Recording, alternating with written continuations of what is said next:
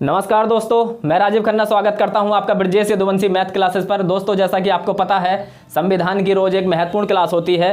तो दोस्तों, उसी क्रम में आज का जो हमारा वीडियो होगा दोस्तों, वो भाग 5 से है। कौन से भाग से है? भाग 5 से है, जिसका नाम है दोस्तों संघ। और इसके अंतर्गत जो आर्टिकल आते हैं वो 52 से लेकर 151 तक अनुच्छेदों को स्थान दिया गया है। दोस्तों, ये हमारे संविधान का सबसे बड़ा भाग है, जो कि ऑब्जेक्टिव प्रश्न में आपसे पूछा जा सकता है कि भारतीय संविधान का सबसे बड़े भाग का नाम बताइए। तो आप बताएंगे भाग 5, जिसका नाम है संघ, और अनुच्छेद है उसके अंदर 52 से 151 तक। ठीक है दोस्तों। अब उसके बाद मैंने आपको जो इससे पहला वीडियो पढ़ाया था, उसमें मैंने आपको जो मोटी मोटी बातें समझाई थी भाग 5 शुरू करने से पहले, वो मैंने आपको बताया था कार्यपालिका, विधायिका और न्यायपालिका। अगर दोस्तों आपने वो वीडियो नहीं देखा है तो इसी वीडियो के डिस्क्रिप्शन में आप जाएंगे तो डिस्क्रिप्शन में मैंने उसका लिंक दे दिया है पूरे प्लेलिस्ट का, तो आप जाकर वहाँ से कोई सा भी वीडियो देख सकते हैं। तो उसमें आपको मोटा मोटा समझ में आ गया था कि कार्यपालिका क्या होती है, विधायिका क्या होती है, न्यायपालिका क्या होती है। तो आज का जो क्लास है दोस्तों, आज का जो वीडियो है, ये कार्यपालिका से ही शुरुआत हम लोग करेंगे। कार्यपालिका का जो मोटा मोटा हिस्सा है दोस्तों, वो आर्टिकल 52 से लेकर 78 तक का जो हिस्सा है वो हमारा कार्यपालिका कहलाता है। क्योंकि दोस्तों कार्यपालिका में सबसे ऊपर जो उच्च स्थान है वो राष्ट्रपति का है, इसलिए जो जैसे हमारे संविधान में व्यवस्था की गई है उसी क्रम में मैं आपको आगे लेकर के बढ़ूंगा।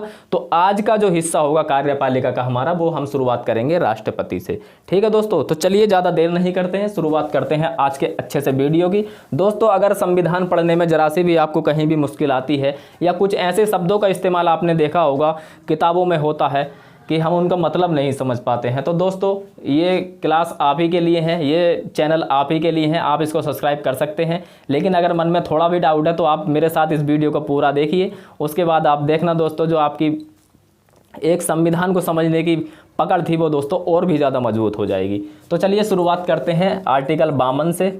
अनुच्छेद 52 क्या कहता है दोस्तों? अनुच्छेद 52 कहता है भारत का एक राष्ट्रपति होगा जो कि भारत का संवैधानिक प्रधान कहलाएगा। पूछा जाता है दोस्तों संवैधानिक प्रधान कौन है, तो आप कहेंगे हमारा राष्ट्रपति। तो भारत का एक राष्ट्रपति होगा जो कि भारतीय संवैधानिक प्रधान कहलाएगा। फिर इसी के अंदर एक बात जो सबसे ज़्यादा पूछी जाती है और कही भी गई है कि राष्ट्रपति भारत का प्रथम नागरिक होगा। प्रथम नागरिक, ये आपसे कई बार पूछा गया है और आगे भी पूछा जा सकता है कि भारत का प्रथम नागरिक कौन होता है, तो भारत का राष्ट्रपति भारत का प्रथम नागरिक होता है। अब बात करते हैं दोस्तों अनुच्छेद 53 की। अनुच्छेद 53 के अंतर्गत जो बताया गया है दोस्तों, जैसे कि हम कार्यपालिका पढ़ रहे हैं तो कार्यपालिका के बारे में ही बताया गया है कि राष्ट्रपति संघीय कार्यपालिका का प्रधान होगा, या फिर दूसरे शब्दों में हम ये कहें तो संघीय कार्यपालिका की जो शक्तियां हैं वो राष्ट्रपति में निहित होंगी। लेकिन जो एक बात आपको सबसे ज़्यादा जानना इंपॉर्टेंट है वो दोस्तों ये है कि कार्यपालिका की शक्तियां भले ही राष्ट्रपति में निहित हों, लेकिन दोस्तों ये शक्तियां नाम मात्र की होती हैं। या मैं इसको दूसरे शब्दों में आपको समझाऊं तो कार्यपालिका का जो वास्तविक प्रधान होता है दोस्तों वो प्रधानमंत्री होता है, पीएम होता है। तो इसलिए अगर आपके सामने क्वेश्चन आता है कि कार्यपालिका का वास्तविक प्रधान कौन है, तब तो आप लगाएंगे प्रधानमंत्री, और केवल सिंपल ही आपसे पूछ लिया जाएगा कि संघीय कार्यपालिका की शक्ति किसके पास है या प्रधान कौन होता है, तो आप कहेंगे राष्ट्रपति। दोनों बातों में बहुत ज़्यादा अंतर है दोस्तों। ये कहानी तो बहुत लंबी है कि क्यों इस तरीके की व्यवस्था की गई है कि राष्ट्रपति को नाम मात्र का एक प्रधान बनाया गया है और वास्तविक जो प्रधान है वो प्रधानमंत्री ही होता है। इसके बारे में कभी और चर्चा करेंगे। ये संविधान सभा से शुरू होती है दोस्तों, ठीक है, तो इसलिए हम उसमें नहीं पढ़ते हैं। केवल आपके समझने के लिए जितना इंपॉर्टेंट था वो मैंने आपको बता दिया। वास्तविक शक्तियाँ किसके पास हैं? प्रधानमंत्री के पास। ठीक है दोस्तों, तो इसमें आप लिख लेना कि भारत का जो राष्ट्रपति है वो कार्यपालिका का प्रधान होता है, संघीय कार्यपालिका का प्रधान होता है। अब आर्टिकल 54, ठीक है, इन दोनों को आप एक साथ पढ़ें। याद करने के तरीके से मैं आपको बता रहा हूँ, ये जो दोनों आर्टिकल थे ना, इन दोनों को आप एक साथ पढ़ें क्योंकि दोनों में थोड़ा बहुत ही अंतर है याद करने के लिहाज से। अब जो आर्टिकल हम पढ़ेंगे दोस्तों उन्हें हम क्रमवार याद करेंगे। आर्टिकल 54 इसमें है दोस्तों निर्वाचक मंडल। निर्वाचक मंडल, अब दोस्तों आपको थोड़ा सा समझना पड़ेगा, थोड़ा सा पेशेंस बना के रखना, क्योंकि मैं आपको समझाना चाहता हूँ जो बातें आपके शायद समझ में नहीं आती हैं। ठीक है, तो निर्वाचक मंडल है ना, जिसको हम क्या कहते हैं, इलेक्टोरल कॉलेज। तो निर्वाचक मंडल, इसके बारे में हम चर्चा करते हैं कि ये क्या होता है। तो भारतीय संविधान में जो व्यवस्था की गई है दोस्तों निर्वाचक मंडल की, मतलब राष्ट्रपति के चुनाव में, निर्वाचन में कौन कौन हिस्सा लेगा, है ना, ये अगर मतलब वोटर्स कौन होंगे, अगर ये आपको जानना है तो आप भारतीय संविधान का अनुच्छेद 54 पढ़ेंगे। तो सबसे पहले इसमें जो दोस्तों सुविधा दी गई है, जो एक बात है वो है दोस्तों सभी राज्यों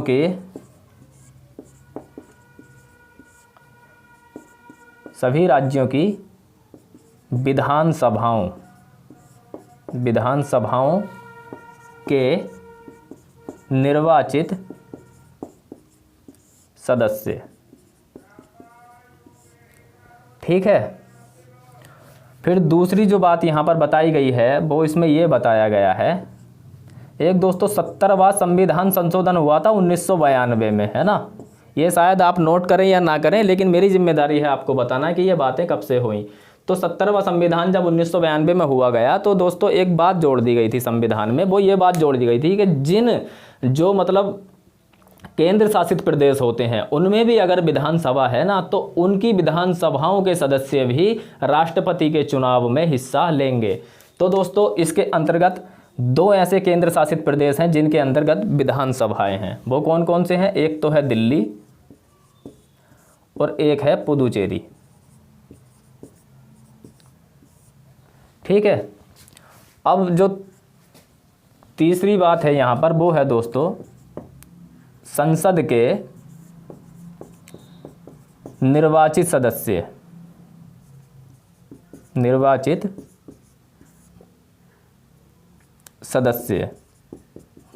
अब दोस्तों आपको पता है संसद के वैसे तो 3 अंग होते हैं, चूंकि बात राष्ट्रपति की ही चल रही है तो इसलिए हम 2 अंगों की बात करेंगे, एक है लोकसभा और दूसरा है राज्यसभा,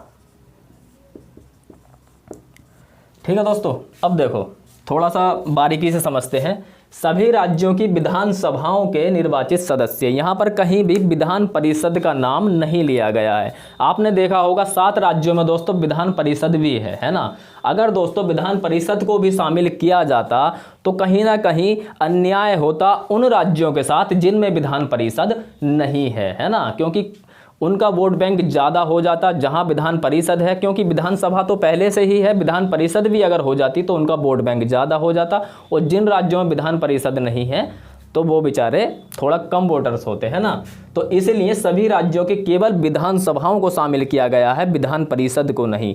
ईमानदारी से बता रहा हूँ, आप इन बातों को थोड़ा सा नोट करके चलना अगर आपको ये बातें नहीं पता हैं, क्योंकि दोस्तों छोटी छोटी बातें आपसे पूछ ली जाती हैं और वहीं पर आप थोड़ा सा कन्फ्यूज हो जाते हैं कि विधानसभा थी या विधान परिषद थी। तो इसलिए आप याद रखिएगा विधानसभा के निर्वाचित सदस्य होते हैं। फिर दूसरी बात, निर्वाचित आप हमेशा याद रखें, क्योंकि निर्वाचित सदस्य ही हिस्सा लेते हैं, मनोनीत सदस्य जो एंग्लो इंडियन होते हैं वो इसमें हिस्सा नहीं लेते। अगर आपसे पूछा जाए क्या सभी राज्यों के विधानसभा के सदस्य भाग लेते हैं, हिस्सा लेते हैं, क्या वो वोटिंग करते हैं, तो आपका जवाब होगा नहीं, सभी नहीं करते। कौन लोग करते हैं? जो निर्वाचित होते हैं, जो मनोनीत होते हैं, राज्यपाल द्वारा किए जाते हैं विधानसभा में। एक होता है वो नहीं डालता, वो एंग्लो इंडियन होता है ना। तो इसलिए आप निर्वाचित हमेशा याद रखें।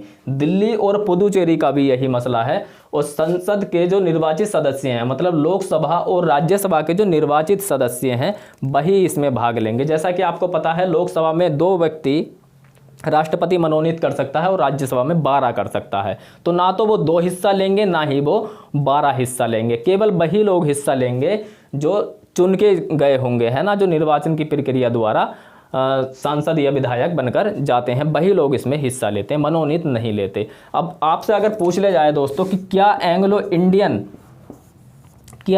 इंडियन राष्ट्रपति के चुनाव में हिस्सा ले सकता है, तो आपका जवाब क्या होगा? क्योंकि देखो दोस्तों यहाँ पर 2 होते हैं और यहाँ पर 12 होते हैं, है ना, आपको पता है ये बात। तो 2 एंग्लो इंडियन यहाँ पर मनोनीत हो सकते हैं और 12 यहाँ पर हो सकते हैं। अगर आपसे सवाल ही ये पूछ लिया जाए क्या एंग्लो इंडियन राष्ट्रपति चुनाव में भाग लेते हैं, तो आप क्या कहेंगे? आप बिल्कुल भी कन्फ्यूज मत होना, इसका जवाब होगा हाँ बिल्कुल ले सकता है।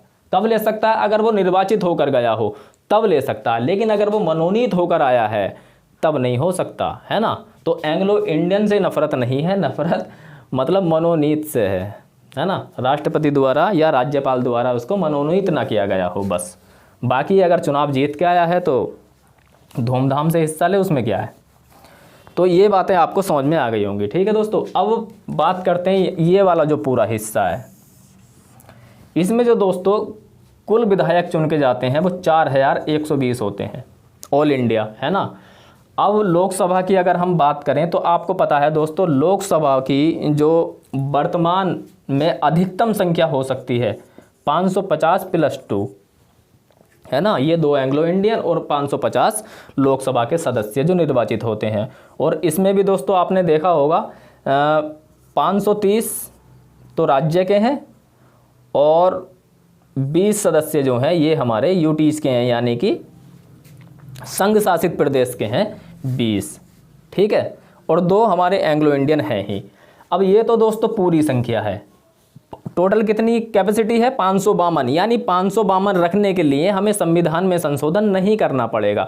लेकिन अगर एक भी सीट अगर बढ़ाई जाती है तो संविधान संशोधन करना पड़ेगा। लेकिन एक बात यहाँ पर जो ध्यान रखने वाली है, टोटल 550 तो है, एंग्लो इंडियन को अगर निकाल दिया जाए तो 550 हैं। 550 में दोस्तों जो राज्यों की कैपेसिटी है वो फुल है, यानी अगर किसी राज्य में जो संघ शासित प्रदेश ना हो, उस राज्य में अगर एक भी सीट बढ़ानी पड़ती है तो दोस्तों वहाँ पर संविधान संशोधन हो सकता है।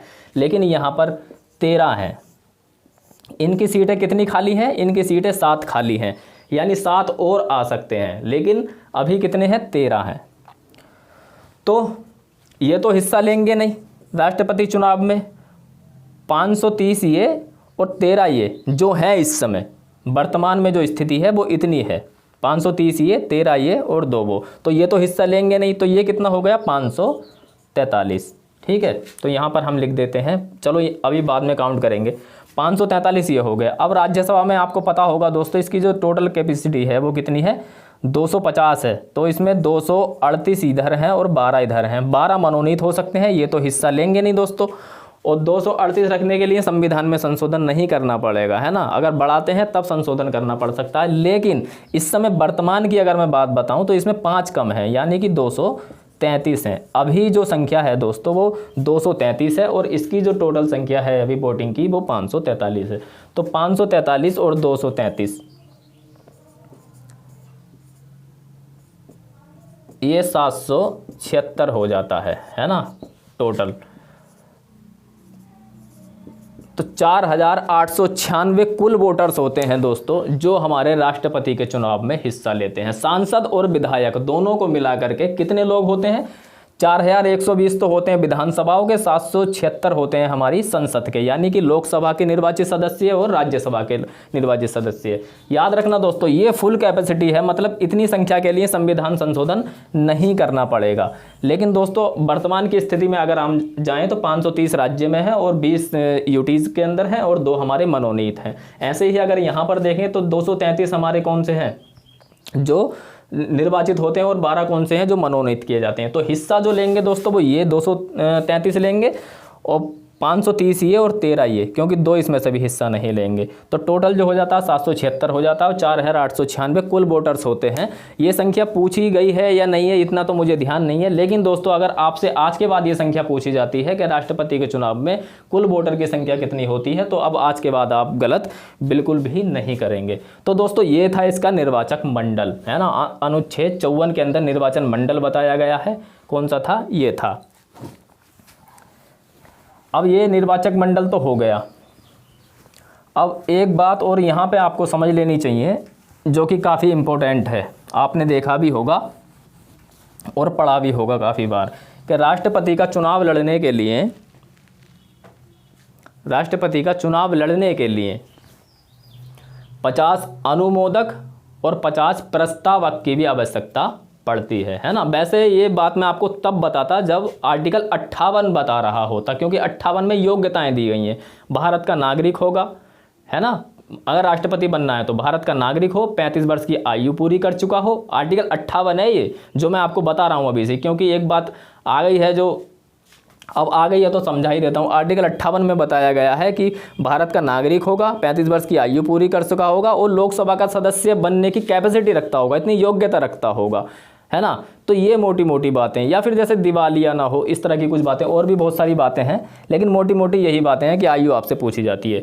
तो ये दोस्तों जो 3-4 बातें मोटी मोटी मैंने आपको बताई योग्यता के, क्या इसी योग्यता के आधार पर राष्ट्रपति बन सकता है? क्योंकि ये योग्यताएं तो बहुत सारे लोगों पर होती हैं, लगभग भारत के मतलब बहुत सारे लोगों पर हो सकती हैं, जो 35 वर्ष की आयु भी पूरी कर चुका होगा, लोकसभा का सदस्य बनने की योग्यता भी रखता होगा और भारत का नागरिक भी होगा। लेकिन दोस्तों अब जो व्यवस्था की गई है राष्ट्रपति का चुनाव में मतलब भाग लेने के लिए, अगर आप चाहते हैं कि मैं राष्ट्रपति का चुनाव लड़ूं, तो 50 अनुमोदक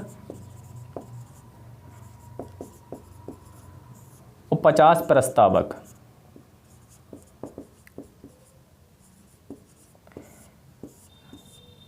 इतने लोगों का सहयोग भी आपको चाहिए होता। पहले ये संख्या 2-2 थी, है ना। तो पहले कुछ लोग मतलब बहुत ज़्यादा खिलवाड़ होने लगा था राष्ट्रपति पद के लिए, कि मतलब 2-2 चाहिए। तो इतनी लगभग कुछ लोगों की जान पहचान होती थी, जो 4 विधायकों को लगभग जानता ही होगा, 2 प्रस्तावक के रूप में और 2 अनुमोदक के रूप में। तो ऐसा होने लगा था कि बहुत लोग जो है इसमें हिस्सेदारी करने लगे थे। एक व्यक्ति का मैं नाम भूल रहा हूँ, वो 4 बार लगातार लड़े थे और जब 0 वोट उनका हो गया था, एक भी वोट नहीं मिला था। मतलब जिन्होंने उन्हें प्रस्तावक के रूप में और अनुमोदक के रूप में जो 4 व्यक्ति चुने थे ना, उस व्यक्ति ने उन चारों का भी वोट उसको नहीं मिला था। जब बिल्कुल कहानी शून्य हो गई थी, तब उसने चुनाव लड़ना छोड़ा था। तो धीरे धीरे ये संख्या बढ़ती गई, 10-10 हुई, लेकिन आजकल जो वर्तमान में है वो 50-50 है। और दोस्तों आप देश का सबसे बड़ा चुनाव लड़ने जा रहे हैं, तो कम से कम कितने लोग बताए थे अभी मैंने, जो इतनी संख्या आई थी 4000 कुछ, तो दोस्तों उनमें से कम 100 लोग तो आपको जानने वाले हों ही, तभी तो मतलब एक आपके अंदर एक इस तरीके की कैपेसिटी होगी, इतनी वैल्यू होगी आप में, है ना। तो ये इम्पोर्टेंट है। और ये 50 अनुमोदक अलग होंगे, 50 प्रस्तावक अलग होंगे। ऐसा नहीं है जिन्होंने प्रस्तावक के रूप में कार्य किया है वही लोग आपके अनुमोदक के रूप में आ जाएंगे, ऐसा नहीं होगा दोस्तों। 50 अलग अलग होंगे, ये 50 अलग और ये 50 अलग। जो जब नॉमिनेट होता है तो 50 तो उस समय चाहिए, है ना। और जब अलग से पूछा जाए कि यह व्यक्ति राष्ट्रपति पद का उम्मीदवार बनने के लायक है, तो 50 उस समय चाहिए जो अनुमोदक कर सकें, है ना। तो ये चीज़ें जो है अलग अलग होती हैं, ये 50 अलग और ये 50 अलग। तो इतनी बातों को आप ध्यान रखना कि राष्ट्रपति बनने के लिए 50 अनुमोदक की जरूरत होती है और 50 प्रस्तावक की जरूरत होती है। ठीक है दोस्तों, अब बढ़ते हैं आगे। और भारत का जो राष्ट्रपति है ना दोस्तों, उसकी कोई समय सीमा भी नहीं है, कि मतलब समय सीमा मतलब जैसे कि लिमिटेड उम्र, कम तो है, मतलब 35 वर्ष से नीचे का नहीं लड़ सकता, पूरी कर चुका हो। लेकिन कब तक, लास्ट एज कब तक होगी, जैसे कि क्या 60 वर्ष के बाद नहीं लड़ पाएगा या 50 साल के बाद नहीं लड़ो, तो ऐसा कुछ नहीं है दोस्तों। जो एज की मिनिमम सीमा है वो तो दे दी है, लेकिन मैक्सिमम सीमा जो है वो हमारे संविधान में कहीं भी इसका उल्लेख नहीं किया गया है नहीं। अगर 150 वर्ष का भी कोई व्यक्ति है तो वो भी चुनाव लड़ सकता है। ठीक है, तो चलिए बढ़ते हैं आगे। अब पढ़ते हैं अनुच्छेद 55। इसमें है दोस्तों, उसमें निर्वाचक मंडल था, इसमें निर्वाचन की प्रक्रिया है, प्रोसेस है ना। तो हम कह सकते हैं यहाँ पर प्रक्रिया है। ये बात थोड़ा सा ध्यान से समझना, क्योंकि बहुत लोगों को समझ में नहीं आती है। कोशिश करूँगा मैं आप तक पहुँचने की। अगर दोस्तों वीडियो अच्छा लग रहा है तो आप लाइक भी कर सकते हैं। तो चलो पहले शुरुआत करते हैं, उसके बाद में आप लाइक बाइक देख लेना। तो अनुच्छेद 55 में है निर्वाचन की प्रक्रिया। ये प्रक्रिया क्या होगी? तो सबसे पहले मैं आपको बता दूं दोस्तों कि राष्ट्रपति का जो चुनाव होता है वो गुप्त मतदान होता है ना। फिर हमारे देश में दो प्रकार के चुनाव देखने को मिलते हैं, एक अप्रत्यक्ष और एक प्रत्यक्ष, एक डायरेक्टली और एक इनडायरेक्टली। तो ये जो चुनाव होता है दोस्तों, ये होता है अप्रत्यक्ष और गुप्त। ये बात आप ध्यान रखना, गुप्त होता है और अप्रत्यक्ष होता है। अब 2 प्रकार के चुनाव होते हैं दोस्तों, एक प्रत्यक्ष भी होता है। तो हमारे देश में प्रत्यक्ष बहुत तरीके के चुनाव होते हैं, जैसे कि लोकसभा का चुनाव हो गया, है ना, और विधानसभा का चुनाव हो गया, और पंचायत चुनाव। आपको पता है पंचायत 3 प्रकार की पंचायत होती है, छोटे स्तर पर ग्राम पंचायत, नगर पंचायत, जिला पंचायत। तो इनके जो मेंबर्स चुने जाते हैं ना दोस्तों, वो भी प्रत्यक्ष रूप से ही चुने जाते हैं। फिर आपने देखा होगा जैसे कि नगर निगम, इस तरह के जो चुनाव होते हैं वो भी सारे के सारे प्रत्यक्ष रूप से होते हैं। अप्रत्यक्ष रूप के भी होते हैं, जैसे कि एक हम पढ़ ही रहे हैं, राष्ट्रपति और उपराष्ट्रपति,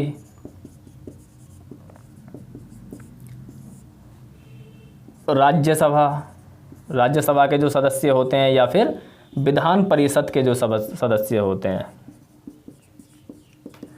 ये चुनाव वो हैं जो दोस्तों जो अप्रत्यक्ष होते हैं, और ये चुनाव वो हैं जो आपको प्रत्यक्ष रूप से होते हैं। प्रत्यक्ष रूप का मोटा मोटा मतलब ये हो गया, जनता डायरेक्ट जाकर वोट डालती है कि हम अपने प्रतिनिधित्व के रूप में इसको चुनना चाहते हैं। लेकिन अप्रत्यक्ष रूप में ये होता है कि जनता डायरेक्ट तो वोट नहीं डालती, लेकिन हाँ इनडायरेक्टली रूप से जनता का ही वोट कैंडिडेट के पास चला जाता है। कैसे जाता है थोड़ी देर में अभी समझेंगे इन बातों को, लेकिन आप ये समझ लिए कि मोटा मोटा यहाँ पर जनता वोट डालती है, यहाँ पर जनता वोट नहीं डालती। अब ये व्यवस्था क्यों की गई? जैसा कि दोस्तों मैंने बताया कि हमारा जो संविधान है कई देशों के संविधानों से मिलकर प्रभावित हुआ है। तो राष्ट्रपति की जो प्रक्रिया है ना, इसमें भी दो बातें हैं। एक तो हमें राष्ट्रपति ऐसा नहीं चाहिए था जो कि मतलब इतना कठोर हो, इतना ताकतवर हो जाए कि वो किसी की सुने ही नहीं।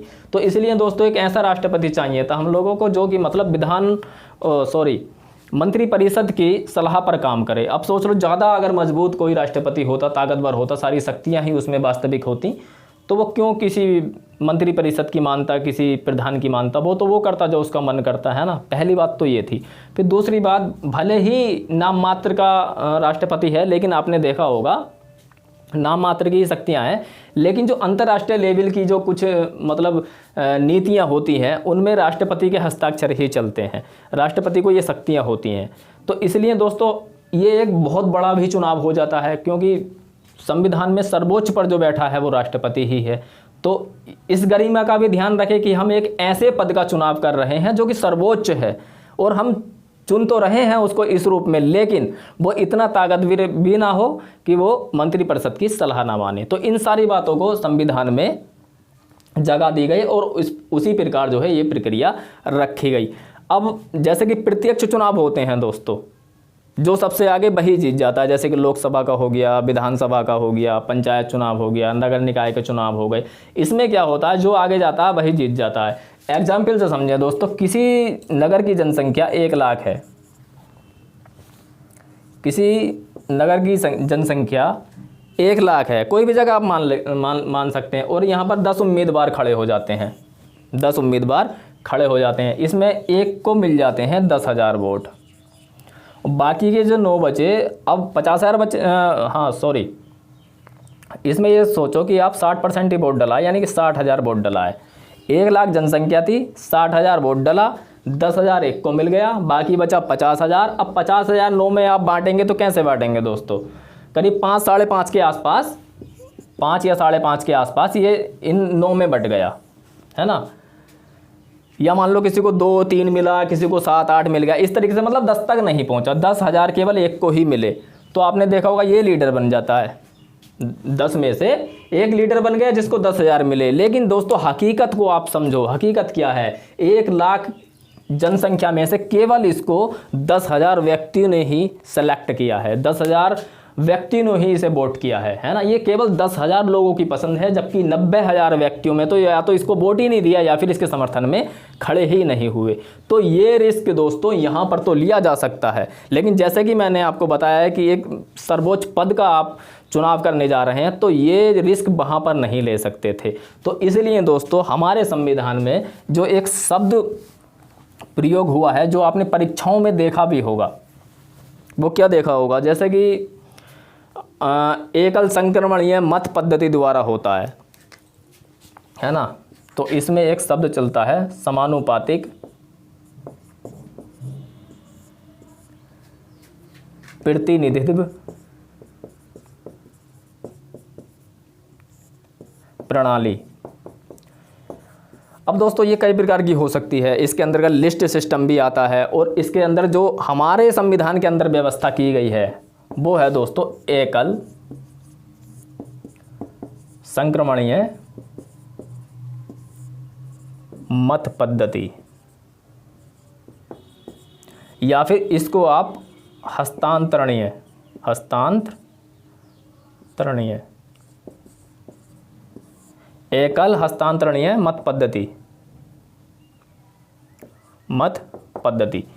ये भी आपको देखने को मिलता है ना। अब इसका मतलब क्या हुआ दोस्तों, इसमें तो कई प्रकार होते हैं, लिस्ट का भी एक सिस्टम होता है, एक यही सिस्टम है जो हम पढ़ रहे हैं। तो अगर ये आपको देखने को मिले कि समानुपातिक प्रतिनिधि प्रणाली अपनाई जाती है तो आप कहेंगे बिल्कुल अपनाई जाती है राष्ट्रपति के चुनाव में। आपके पास ये ऑप्शन हो एकल संकरण या मत पद्धति द्वारा होता है, आप कहेंगे हाँ बिल्कुल होता है। अगर आपके सामने ये ऑप्शन हो हस्तांतरणीय एकल हस्तांतरणीय मत पद्धति द्वारा चुनाव होता, आप कहेंगे हाँ बिल्कुल होता है। अब ये क्या है हस्तांतरणीय, एकल हस्तांतरणीय का मतलब हो गया दोस्तों वोट तो एक ही है लेकिन वो हस्तांतरित होता रहेगा। कैसे होगा अभी समझेंगे दोस्तों, क्योंकि ये जो आगे निकलने वाला सिस्टम था जिसे ज़्यादा वोट मिल गए वही सत्ता हासिल कर लेगा, ऐसा यहाँ पर नहीं होता। यहाँ पर क्या होता है, यहाँ पर एक कोटा चलता है कि कम से कम इतना वोट होगा तभी राष्ट्रपति बनेगा वरना नहीं बनेगा। अब ये कोटा क्या है दोस्तों, है ना। अब कोटा समझने वाली बात है। देखो कोटे को समझने का जो सबसे आसान तरीका वो यही है कि कुल वोट मतलब जितने भी तुम्हारे पास सांसद थे विधायक थे और कुल वैकेंसी प्लस 1, है ना, वैकेंसी प्लस 1। तो आपने देखा कि हमारे यहाँ राष्ट्रपति की एक ही वैकेंसी होती है और एक वैकेंसी में एक और जुड़ जाता है तो 2 हो जाता है। तो आमतौर पर हमारे भारत में जो चलन है वो यही है वोट बटे 2। अब मान लीजिए कि 100 वोट हैं और हाँ प्लस 1 भी चलता है, सॉरी दोस्तों ये प्लस 1 भी आप देखें, 100 वोट हैं, इसको आप 2 से भाग कर देंगे तो कितना आ गया 50 और प्लस 1 है तो ये कितना हो गया 51। तो कहने का मतलब ये है कि 51% मत आपको चाहिए ही चाहिए, अन्यथा आपका कोटा पूरा नहीं होगा और आप राष्ट्रपति बनने के चुनाव में नहीं आएंगे। तो इसीलिए दोस्तों एक चरण के बाद दूसरा चरण होता है, दूसरे चरण के बाद तीसरा होता है, तीसरा ना तो चौथा होता है। जब तक ये कोटा पूरा ना हो जाएगा तब तक ये चरण चलते ही रहेंगे और अंत में तब जाकर राष्ट्रपति पद का उम्मीदवार बनता है। एग्जाम्पल से समझो दोस्तों कि मान लीजिए कि कोई 4 उम्मीदवार हैं ABCD, 4 उम्मीदवार हैं। तो इसमें जैसा कि आप वोट डालने अगर जाते हैं तो आपने इस तरीके का कोई बैलेट पेपर है ना, तो बैलेट पेपर आप क्या करोगे, यहाँ भी मोहर लगा दोगे यहाँ भी लगा दोगे तो क्या होगा वोट खारिज हो जाएगा, है ना। या फिर मशीन में अगर आप वोट डाल रहे हैं तो आप मशीन से कैसे करोगे, क्या एक साथ 2 बटन दबा दोगे, ऐसा भी आप नहीं कर सकते हो, आप केवल एक ही बटन दबा सकते हो। लेकिन दोस्तों ये यहाँ पर नहीं होता। राष्ट्रपति का जो चुनाव होता है, मान लीजिए एक व्यक्ति A है, एक B है, एक C है, एक D है, जो राष्ट्रपति पद के उम्मीदवार हैं। अब वोट डालने वाला जो आएगा वो 4 वोट डाल सकता है, वोट उसका एक ही माना जाएगा, मतलब प्रीफरेंस भर सकता है, वरीयता भर सकता है। उसका कहने का मतलब यह है कि मान लो मैं तो 1 नंबर पर C को रखना चाहता हूँ, पहली प्रेफरेंस मेरी क्या है कि मैं जो है C को जिताना चाहता हूँ। लेकिन अगर ये ना जीते तो चलो B भी ठीक है ना, B भी अगर ना जीते तो A ठीक है, और जब कोई ना जीते तो ये है। तो इस क्रम में वोट दोस्तों डाला जाता है, 1 2 3 4, मतलब जितने भी उम्मीदवार होते हैं उस हिसाब से हम वरीयता देते हैं कि पहले नंबर पर मैं इसे चाहता हूँ, अगर ये नहीं बनता है किसी कारणवश तो फिर मेरा वोट इसे चला जाए, ठीक है। अब देखो, अब थोड़ा सा जो समझने की बात है वो यहाँ पर है, ज़्यादा मैं आपको नहीं उलझाऊंगा। मान लो इसको 40 वोट मिल जाते हैं, इसको 30 वोट मिल जाते हैं, इसको 20 वोट मिल जाते हैं और इसको 10 वोट मिल जाते हैं, है ना। क्रम यही है आपका ABCD वाला।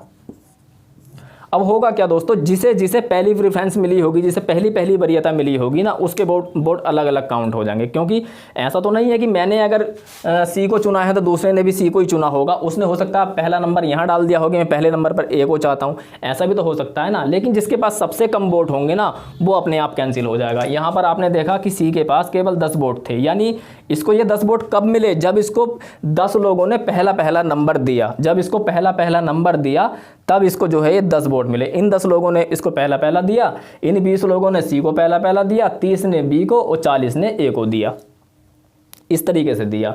अब लेकिन जो कोटा जैसे कि मैंने बताया 51, ये तो ये पूरा नहीं हुआ। तो होगा क्या दोस्तों, ये जो है ना ये जो 10 लोग थे, जैसा कि मैंने ये बताया कि पहला नंबर तो इन्होंने D को ही दिया होगा, तो पहला तो क्लियर हो गया। अब ये देखेंगे कि इसने सेकंड नंबर पे किसे मतलब वरीयता दी है, सेकंड नंबर पे किसे दी है।